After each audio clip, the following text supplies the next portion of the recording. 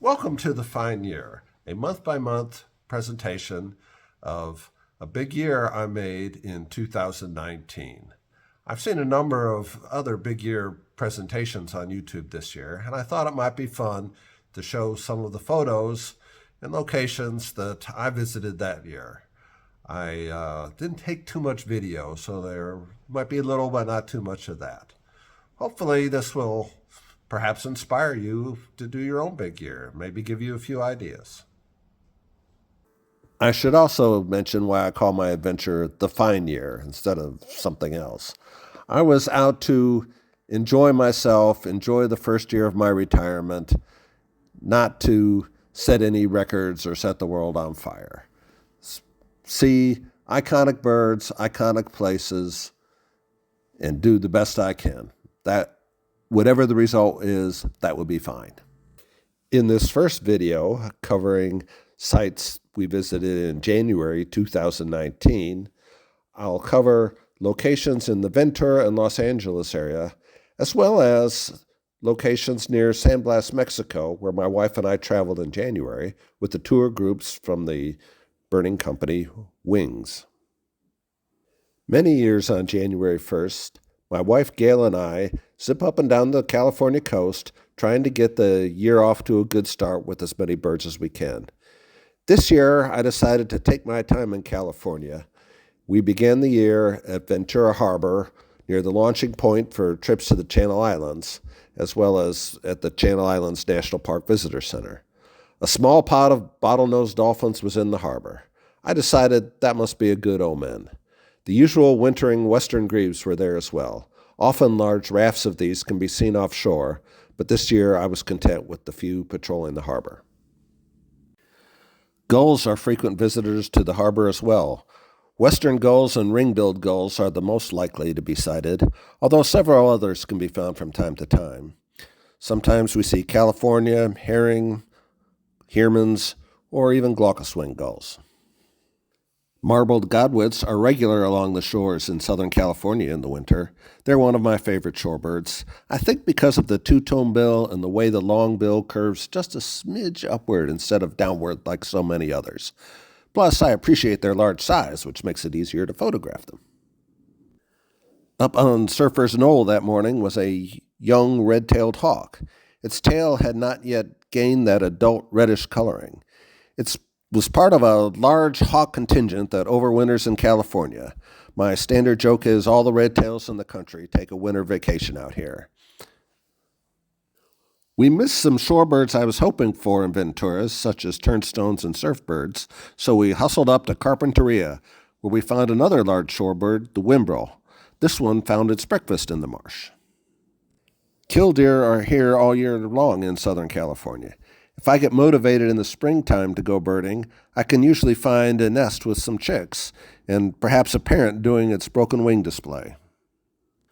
One bird I don't consider common in SoCal is the yellow-crowned night heron. Apparently, there have been small numbers in Carpinteria Marsh in recent years, so they must be reproducing somewhat. This was a nice New Year's Day surprise. My favorite short drive spot along the beach is Malibu Lagoon State Park. It's a great location for cormorants, like these double-crested cormorants. Another bird that feels at home in the lagoon is the pied-billed grebe. Here's one in winter plumage. One of my favorite occupants of the beach of the lagoon is the snowy plover. These birds apparently prefer the same sort of beaches that people prefer, so there is a roped-off area for them to nest. Volunteer proctors are necessary to monitor the area and keep out the interlopers. The population seems to be holding, perhaps even increasing slightly, so must be working. The brush along the lagoon shoreline attracts a number of smaller birds, such as phoebes, goldfinches, warblers, and the bird shown perching here, the bush tit. I often hear these before I see them.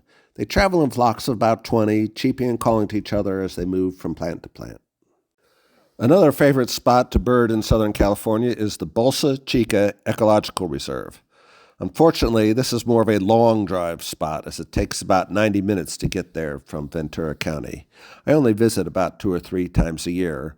It is one of the birdiest spots I've ever been, especially in winter. Large number of ducks and shorebirds, such as this pair of red-breasted mergansers, which were feeding close to shore.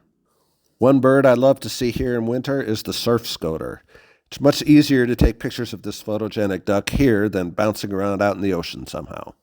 The bill of this male is just beautiful.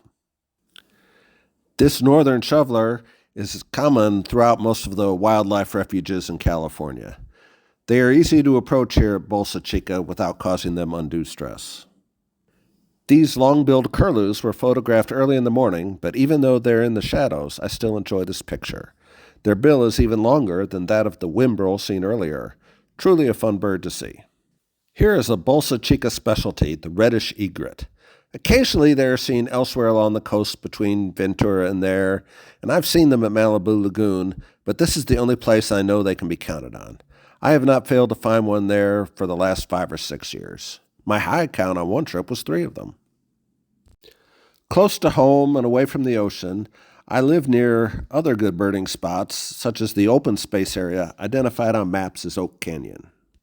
I went out there trying to find a barn owl I'd seen there in December, which I did not find, but I did find a bird I've been hoping to photograph for a long time, a merlin. Another good find in Oak Canyon was this California thrasher. They're not uncommon, but they can be hard to find. In the year before, in 2018, I had not seen one. The first year I'd lived in California that I missed one.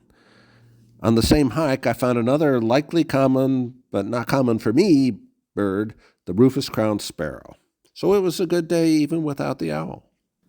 Another fun spot to search in Ventura County is Cañada Larga Road, which is up near Ojai. There are numerous pull-offs on what's essentially a farm road, so you can park your car and stay out of the way of farm trucks and equipment. Many winters there are sapsuckers in the pepper trees. This day, the red-breasted sapsucker was the only one I found. There are also western meadowlarks in the fields, often shrikes, bluebirds, and killdeer, sometimes even a desert wanderer such as the sage thrasher or rock wren. A common neighborhood bird for me here in Ventura County is the California towhee.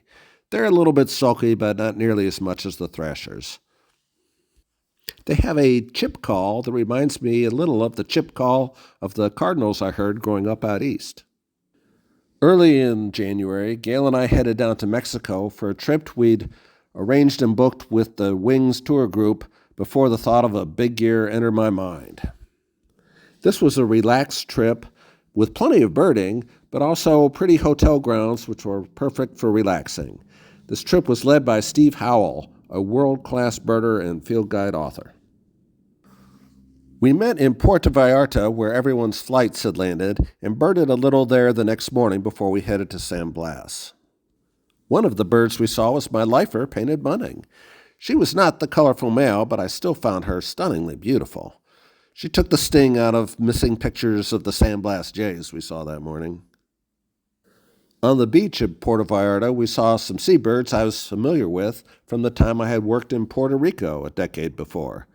Magnificent frigate birds were close enough to see their red throat balloons, though they were deflated. We also came across a brown booby resting on the beach. Despite not counting on my big year total, there were a number of birds I wanted to see in Mexico. One was the laughing falcon. I'd seen them on videos of birdwatching trips others had taken to Mexico or Central America. Another bird high on my list was the russet-crowned motmot. I'd seen other motmots in Panama several years ago, and motmots are just one of my favorites. We saw both on our first evening in San Blas.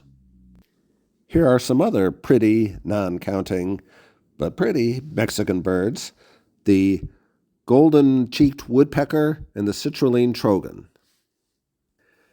Several years recently, I have seen blue-footed boobies on the Channel Islands off California.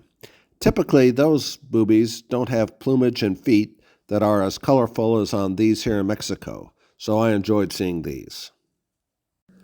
Another bird I hoped to see in the States was the snail kite. They seem to be rebounding in Florida recently after some tough years around the turn of the century. I'd seen them on my trip to Panama in 2017, but not good views like we had on this trip. One evening in Mexico, we had a great debate at dinner about the sapsuckers we'd seen that day. I think Steve labeled it on the trip report as a hybrid sapsucker. When I returned home, I consulted my photos and the Sibley guide and finally decided we'd seen a female of each species, both a yellow-bellied and a red-naped sapsucker. I was rapidly learning how essential the camera was for identification. We saw several birds in Mexico I hoped I would see later in the States, but at that point in time, nothing was a sure thing. Here are some I hoped for. The black-capped vireo is a Texas specialty, but difficult. The Barreline hummingbird and the rufous-capped warbler might be possible in Arizona, and I have seen several hermit warblers in the past in California. One can only hope. Back in California at the end of January, I visited the LA Arboretum, where I usually have good luck. One of the most interesting birds this year was a pair of hooded mergansers, the female of which had caught a crawdad. She thrashed it and crunched on it a long time, slowly subduing it and having lunch. Green herons are a good bird to find at the Arboretum as well. My favorite green heron picture was taken there several years ago, and this year one posed for me as well. They fit all the requirements of a photogenic bird. Large enough to see well, colorful, usually posing or engaging in interesting activity. Super birds. Here's another fun bird, the hermit thrush. You can't see her pretty rust-colored tail in this photo as well as I'd like, but I do like her cheerful attitude. They have pretty songs. By the way, I sometimes use him or her when I'm not really sure, so forgive me for that. Just makes the sentence sound prettier instead of saying it all the time. Sometimes I know, but not often with hermit thrushes, and not here with this one. I'm pretty sure this is a male western bluebird. The females are usually more grayish. I was a little surprised to find a pair on the wood edge gleaning through a small patch of grass for insects. I hope their mountain and eastern cousins are as easy to find. We should pause for a moment here to talk about goals. I hope to see more ABA birds than I had on my ABA list at that point, which was 521. So my goal for the big year was 525 ABA birds. I'd also hope to see 50 life birds in the ABA area and take photos of 100. Good photos, not junk. I hope you come back in February and see that video where I freeze my binoculars off among various body parts. I do finally pick up some life birds, so there is that to look forward to. Hopefully you can see fit to hit the like button and subscribe to my channel. There's videos from other locations and other years on there, so plenty to see. Thanks again. Oh, one more thing. I'm going to make an effort to release a new video every Monday this year. I'll probably only get 35, 40 out, something like that, but I'm going to try. So check back on Mondays. Thanks. Bye.